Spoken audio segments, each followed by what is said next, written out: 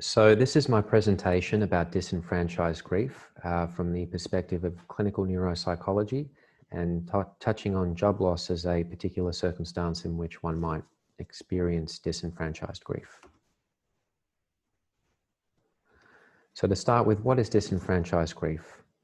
Grief refers specifically to acute psychological pain experienced in response to absence or loss. Disenfranchised grief refers to grief which is unacknowledged, invalidated by, or intentionally hidden from society because of factors including perceived inappropriateness, social stigma, inability to empathize, local cultural factors, and longer than expected duration. And following from that, disenfranchised grief is often prolonged. The disenfranchising of grief adds layers of complexity to how individuals make sense of crises and may hinder processing and contextualization. The disenfranchising of grief may also create a feedback loop which negatively impacts overall mental health and pervades multiple areas of an individual's life. So, some examples of disenfranchised grief are perinatal grief, which is the grief experienced by a mother in response to the death of their infant during pregnancy, which may be minimized by society through its failure to see the significance of the life and death of the infant. Because they never saw the infant or only lived a few weeks, people may be led to believe that there was little parental attachment. Pet loss. The significance of the attachment and emotional bond between owner and pet may be unrecognized and thus their grief undervalued. And this occurs particularly in circumstances where the pet was a surrogate for children. Job loss. The varying implications of job loss as a life crisis between individuals, for example, age, number of dependents, ease of re-employment, and degree of attachment, leads to general undervaluing of grief. Social stigma also plays a role in undervaluing. And by social stigma, I mean when a person who has experienced job loss might not confide in their peers as a result of their feelings of shame, or when their peers might regard their situation with judgment as opposed to sympathy. Death rooted in perceived criminality. An overarching criminal context, such as in communities characterized by gang violence, may impact peer and community response to co-victims. And I've looked at that a little bit more deeply in my next slide, which is a small case study about violent death and bereavement amongst African Canadians. The grief experienced by African Canadians who have lost loved ones to gun-related violence is invalidated in some manner by an overarching context of criminality and commonality. Criminality meaning that it is often perceived that people who die in these circumstances were involved in crime, and thus the response on part of the community can be is sometimes less sympathetic. And commonality meaning that this type of death occurs so frequently in these communities that its members are desensitized and don't treat co-victims with the same type of sympathy and empathy that they might ordinarily. Invalidation often includes police and government scrutiny of co-victims and negative media representation of co-victims. Desensitization due to commonality leads to inadequate emotional response from peers. The grieving process develops added layers of complexity stemming from re-victimization. This leads to negative impact upon multiple life areas and overall mental health, and exacerbates problems experienced by the community. Two particular examples that I read about where this kind of thing happened were a young man who had the experience of a close friend being shot and killed, and rather than being allowed to grieve in the ordinary way, he was immediately considered a suspect and treated as such.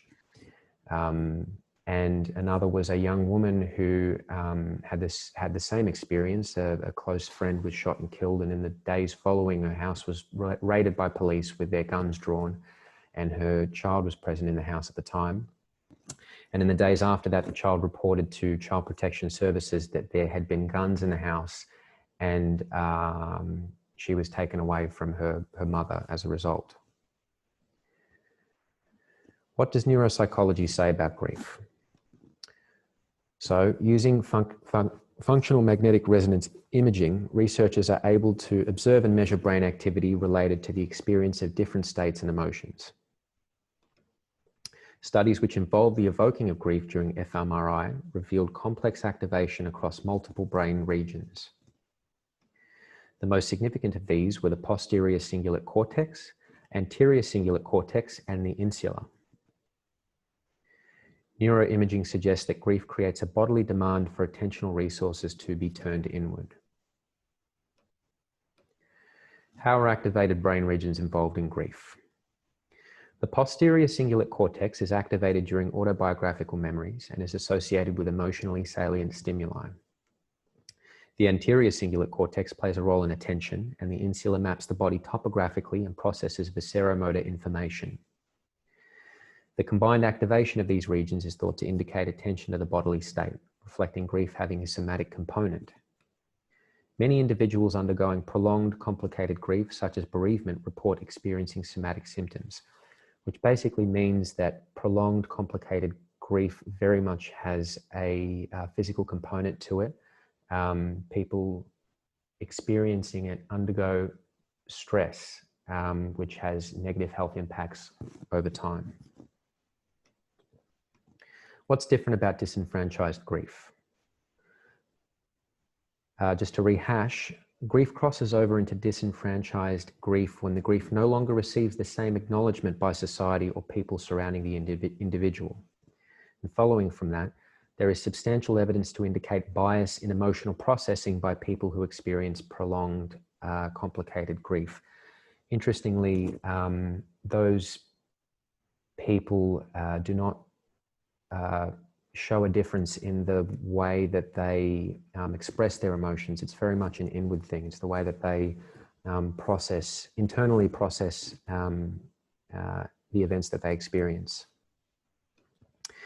In an assessment of emotional experience and recognition, participants experiencing complicated grief were found to perceive both pleasant and unpleasant stimuli as more unpleasant than those who did not experience complicated grief.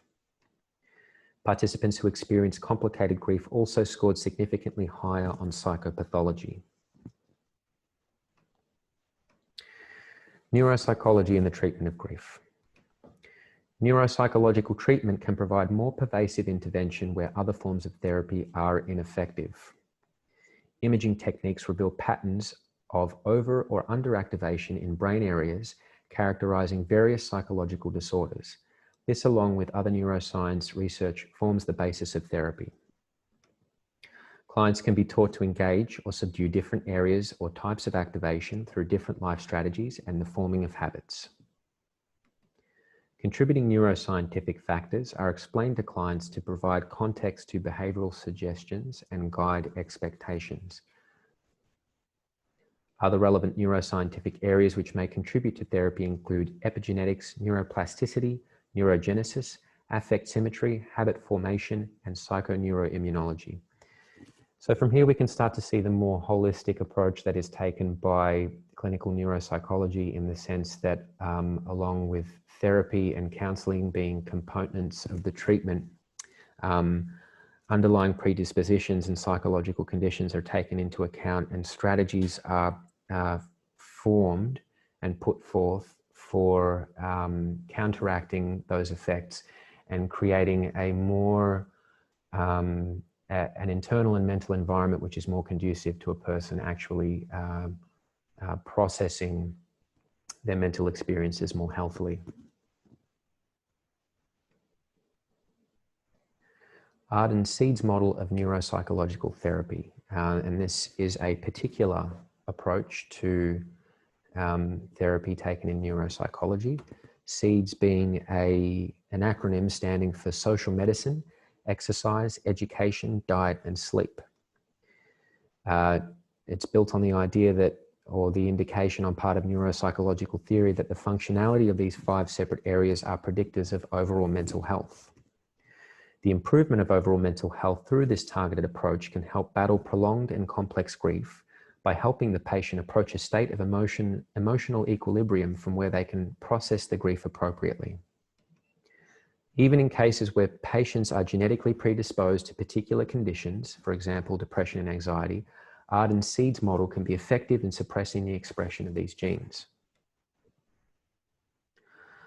So going back to job loss and taking a deeper look at it, while the individual response to job loss is varied, it generally represents a life crisis affecting a combination of areas and with far-reaching impact.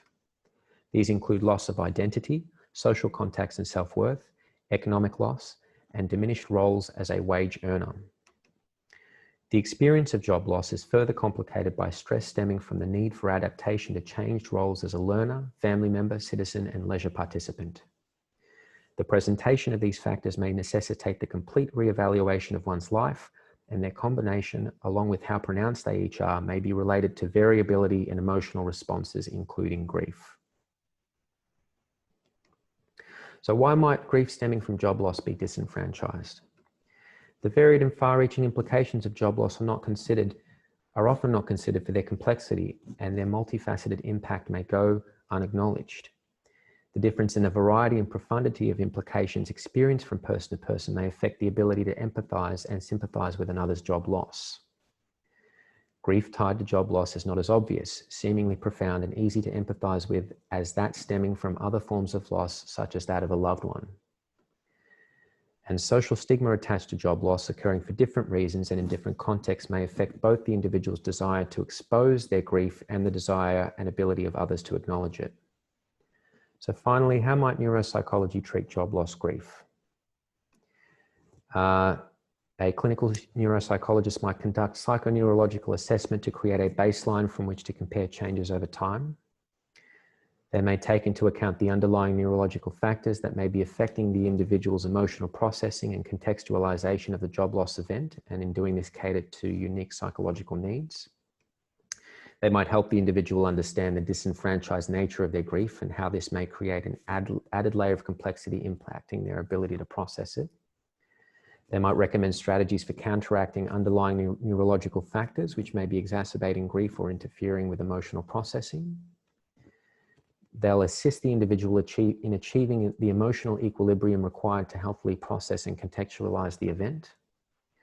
And they'll combine counseling with active measures such as those in the SEEDS model to raise the individual's overall ability to assess the grief and associated problems and penetrate the grief negative feedback loop. And that's it. Those are my references, and thank you.